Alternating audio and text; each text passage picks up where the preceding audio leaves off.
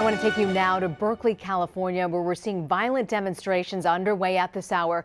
These are clashes. They're competing between political rallies, two of them in the city. Some are pro-Trump, the others are anti-Trump. And some of these have been staged really asking for President Trump to release his tax returns ahead of next week's, of course, National Tax Day. I'm joined on the phone by KCBS radio reporter Jenna Lane in Berkeley. Jenna, we're seeing these violent images. It appears to be a dumpster that's being pushed around. What can you tell us? Rena, there's been a number of things that have unfolded over this changing situation throughout the morning. It all started when some supporters of President Trump announced plans to have several speakers address a crowd at noon. Well, a group calling itself mostly anti-fascist showed up around 10 o'clock to make sure that people would know that not everyone in Berkeley supported these speakers. Police set up some plastic barricades and no man's land between those two crowds. They shouted at each other for the better part of a couple of hours. Some eggs and bagels were tossed from one side to the other, but it was mostly peaceful except for the shouting for those first couple of hours. Then there started to be loud bangs. Somebody here is tossing what appear to be M80 fireworks.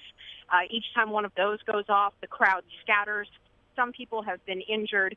And what's happened now is those speeches that were scheduled for noon have continued, but with a very small crowd. The rest of the Trump supporters have filtered out to the edges of Civic Center Park to watch where the anti-fascists are rallying in the streets surrounding that square.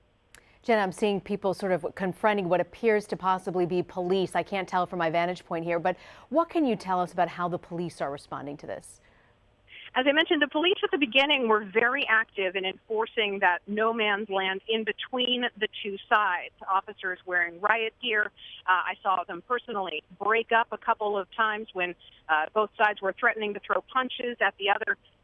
Then once the M80s started being thrown, police moved back, and I'm watching a large crowd of them in riot gear right now, standing under the shade of a tree, and they're really letting these demonstrations sort of unfold on the streets around them.